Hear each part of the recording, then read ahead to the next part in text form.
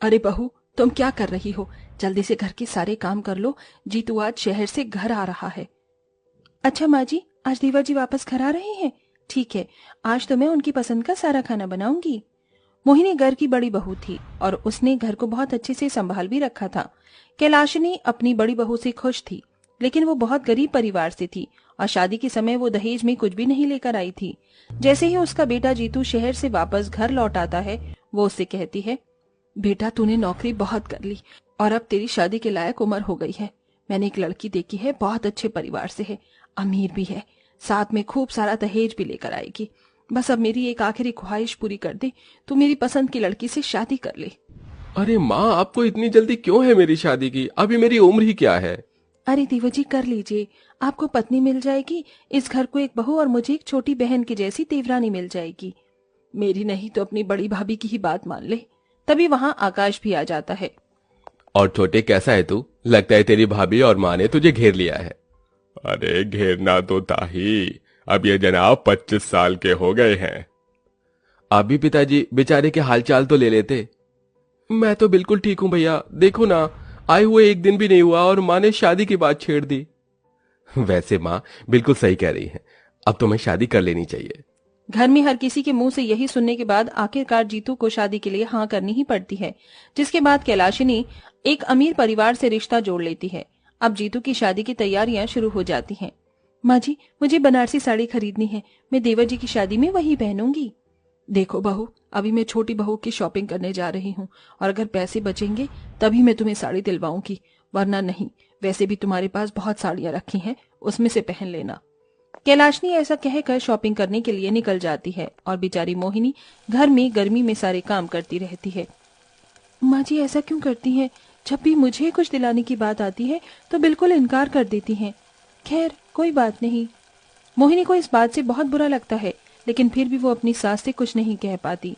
ऐसे ही देखते जीतू की शादी अमीर घर की लड़की वेदिका से हो जाती है। ओहो, कितनी गर्मी है यहाँ, मुझसे तो जरा भी गर्मी बर्दाश्त नहीं हो रही है। माँ जी, आप अपने घर में एक एसी नहीं लगवा सकती थी? अरे बहू, एसी तो लगवा लेती, लेकिन एसी लगवाने के लिए पैसे कहाँ से लाती? वैसे तुम्हारे दहेज में एसी आया तो है, अभी वही लगवा लूंगी। हाँ, मेरे दहेज में एसी आया है, उसे फौरन मेरे कमरे में लगवा दीजिए, बहुत ज्यादा गर्मी है।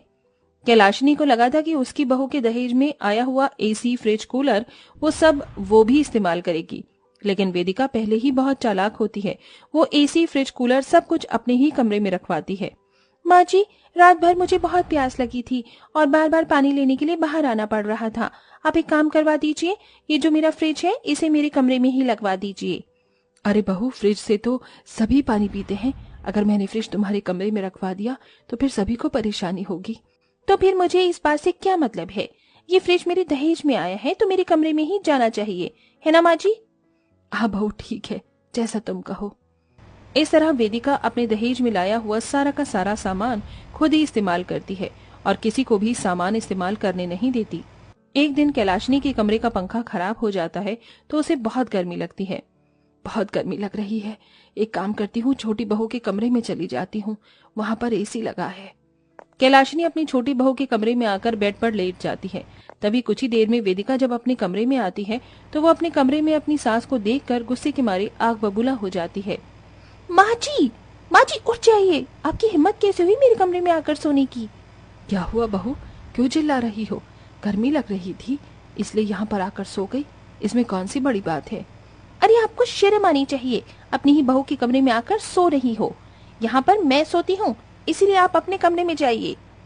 बहू, मेरे कमरे में पंखा खराब हो गया है, बहुत गर्मी लग रही थी इसलिए मैं यहाँ आ गई, तुम थोड़ा सा एडजस्ट नहीं कर सकती मेरे लिए?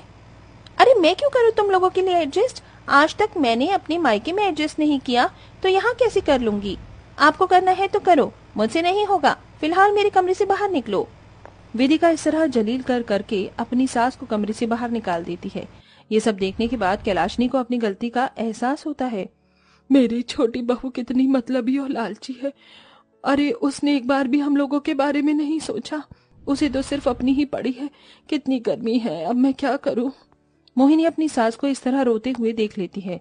माँ जी, आप परेशान क्यों हो रही हो? चलिए मेरे कमरे में आ जाइए, मेरे कमरे में पंखा चल रहा है। मोहिनी कैलाशनी का हाथ पकड़कर उसे अपने कमरे में ले आती है और अपने बिस्तर पर लिटा देती है।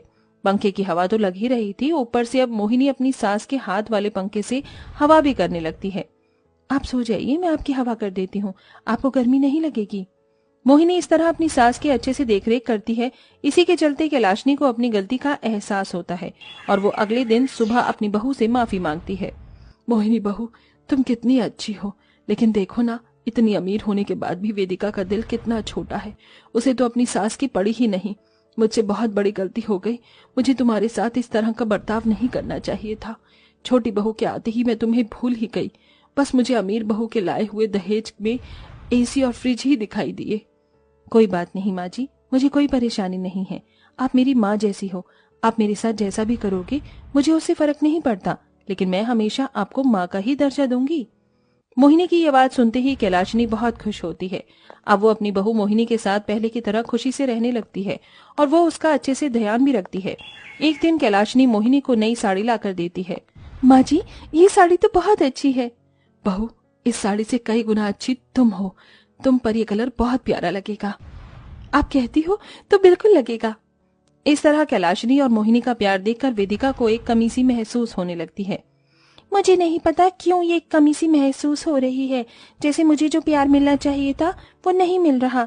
शायद इसमें मेरी ही कोई गलती है।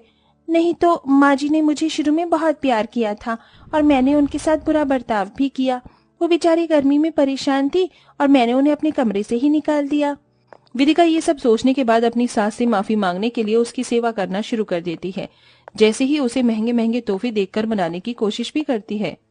माँ जी देखो ना, मैं आपके लिए कितनी अच्छी महंगी साड़ी लेकर आई हूँ। आज तक ऐसी साड़ी आपको जेठानी जी ने भी नहीं दी होगी। मुझे मोहिनी से कुछ चाहिए भी नहीं। उसने मुझे जितना प्यार दिया है उतना प्यार तुम मुझे कभी नहीं दे सकती। ये सुनते ही वेदिका की आंखों में आंसू आ जाते हैं और वो अपनी सास के पैरों में गिरकर माफी मांगते हुए कहती है, माँ जी माना, मैंने बहुत बड़ी गलती की है, लेकिन अब मुझे अपनी गलती का एहसास भी हो गया है।